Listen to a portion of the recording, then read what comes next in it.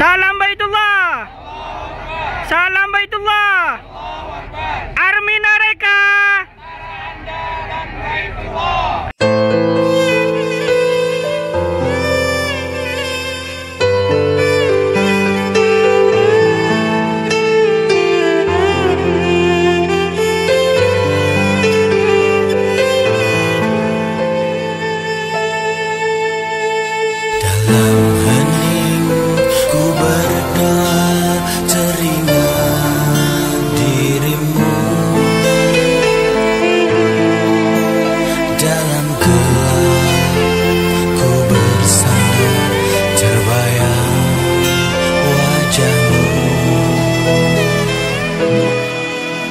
Ya Rasulullah, ku menahan rindu padamu. Bu, jadi Gunung Uhud itu mulai dari situ sampai ke sana 7 km. Ya, kemudian di bukit kecil itu namanya Bukit Jabal Rumat, bukit pemanah. Nabi Muhammad SAW menempatkan 50 pemanah handalnya berada di tempat itu. Apa pesannya Kanjeng Nabi? Hai kalian 50 orang, nanti apapun yang terjadi kepada diriku, walaupun nanti jasadku dicabik-cabik sama orang-orang kafir, kalian tidak boleh turun, kata Nabi Muhammad. Akhirnya perang itu terjadinya di depan bukit itu, Bapak Ibu. Di depan bukit itu ketutup dengan masjid yang baru ini, dan perang sudah berlangsung. Hampir 98% kaum muslimin mengalami kemenangan. Apa yang terjadi? Akhirnya pasukan yang di atas bukit pemanah itu, yang 50 orang tadi, turun semua. 48 orang turun. Ngapain Ustaz mereka turun? Mereka turun mau ngambil harta rampasan, mau ngambil pedang, mau ngambil tombak, mau ngambil onta, mau ambil kuda, bahkan mau mengambil wanita-wanita ingin dijadikan tahanan perang. Ya, akhirnya mereka turun, menyisakan 2 orang. Ketika pasukan yang 50 orang itu turun, pasukan kafir lari ke arah sana. Dan begitu mereka turun, pasukan Khalid bin Walid yang sudah beberapa hari ngumpet di belakang gunung ini, ngumpet. Begitu mereka turun, kemudian pasukannya Khalid bin Walid muncul dari belakang, menempati Bukit Jabal Rumat. Begitu nempati di situ, mereka akhirnya turun juga. Tadi kaum muslimin yang tadinya mengejar kaum kafir, sekarang mereka dikejar dari Bukit Jabal Rumat. Akhirnya pasukan muslim itu berada di tengah-tengah. Hancur semua, kalang kabut pasukan kaum muslimin, sehingga menyebabkan 70 syuhada mereka wafat dalam keadaan syahid.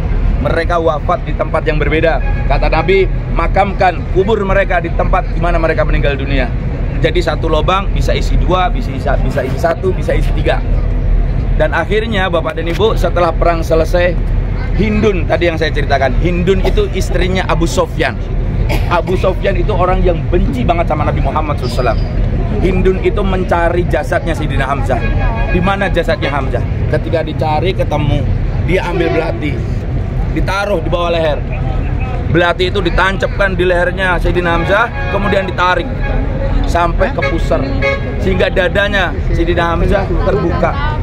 Dengan tangannya diambil itu jantungnya Sayyidina Hamzah, dimakan mentah-mentah sambil tertawa terbahak-bahak. Hahaha, inilah jantungnya Hamzah berada di mulutku. Dan pada saat Hindun mau menelan jantung pamannya Hamzah, Allah katakan, jantungnya Hamzah keluar kau dari mulut orang kafir itu. Kemudian Hindun muntah. Tidak hanya berhenti di situ, diambil belati lagi, hidungnya Sayyidina Hamzah dikepras, dipotong sama Hindun. Tidak hanya Hindun, telinganya juga. Untuk apa? Dipakai hiasan di rumahnya Hindun. Siapa yang membunuh Sayyidina Hamzah? Seorang budak yang dijanjikan merdeka oleh Hindun, namanya Wahsy. Jadi Wahsy ini ahli lempar tombak, yang expert banget, yang ahli banget. Maka Wahsy ini ketika perang yang dicari cuma Sayyidina Hamzah. Begitu Sayyidina Hamzah membelakangi, dilempar tombak, kena Sayyidina Hamzah, jatuh dan menjadi syahid. 40 tahun kemudian Allah datangkan banjir di tempat ini, Bapak Ibu. Logika nggak mungkin di tempat banjir gunung begini. Nah, di situ jenazahnya para syuhada ngambang, mengalirkan darah yang masih segar. 40 tahun. Dan akhirnya apa? Yang paling dikenali jasadnya Sayyidina Hamzah, karena dadanya terbuka, telinganya hilang, hidungnya hilang. Dan mereka dikumpulkan oleh Allah di tempat ini yang ada kerangkengnya. Nanti kita akan ke situ, kita akan berdoa buat para syuhada Uhud. Dan Bapak Ibu, apa manfaat kita datang ke sini? Orang yang nggak tahu maknanya, mereka enggan ke tempat ini karena panas. Tapi kalau kita paham maksudnya, orang yang turun satu, mereka akan diangkat ke surga oleh Allah Subhanahu wa Ta'ala bersama Gunung Uhud. Insya Allah kita semuanya nanti naik Gunung Uhud menuju surga. Yang kedua, orang yang berkunjung ke sini, kalau hari ini kita tidak hafal Al-Quran, insya Allah anak cucu kita nanti entah nggak tahu keturunan yang keberapa, insya Allah hafal Al-Quran. Amin. Ya. Kemudian yang ketiga, semangatnya para syuhada Uhud yang berjuang mati-matian, tidak kenal lelah, tidak kenal takut, insya Allah akan merasuk kepada kita seiring dengan perjalanan umroh, sehingga kita umroh dengan semangat, insya Allah memperoleh kemakburan. Gitu ya. Jadi kita nanti ke sana, kita berdoa untuk para syuhada Uhud. Gitu ya Bapak Ibu ya.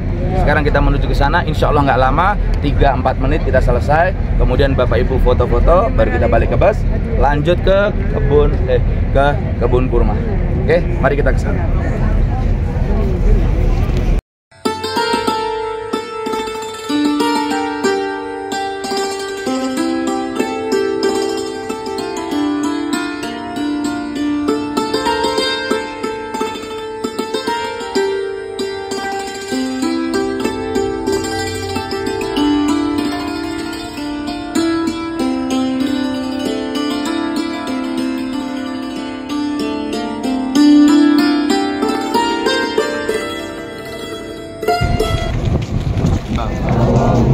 Salli ala Sayyidina Muhammad wa ala ali Sayyidina Muhammad. Bismillahirrahmanirrahim. Assalamualaikum ya syuhada Uhud. Assalamualaikum ya Sayyidina Hamzah. Allahumma warhamhum wa'afihi wa'fu anhum. Allahumma la tahrimna ajrahum wa la taftina ba'dahum waghfir lana wa lahum. Al-Fatihah. Bismillahirrahmanirrahim. Alhamdulillahirabbil alamin arrahmanir rahim maliki yaumiddin iyyaka na'budu wa iyyaka nasta'in ihdinas siratal mustaqim siratal ladzina an'amta 'alaihim ghairil maghdubi 'alaihim waladdallin. Amin. Qabul insyaallah.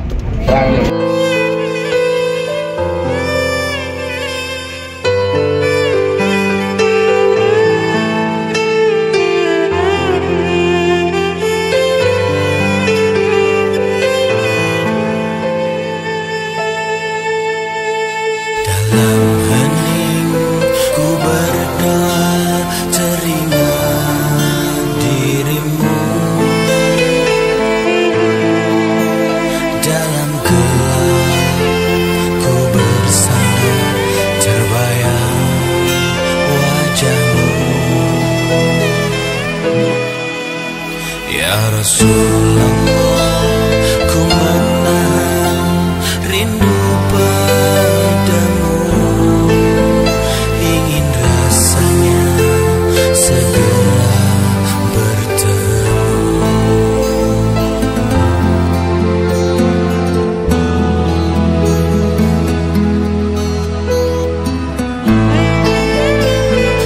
Dalam rindu ku menangis teringat padamu,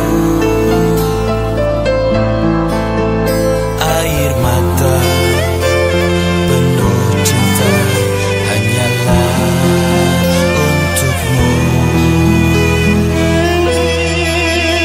Ya Rasulullah, ku menahan rindu padamu, berharap akan syafaat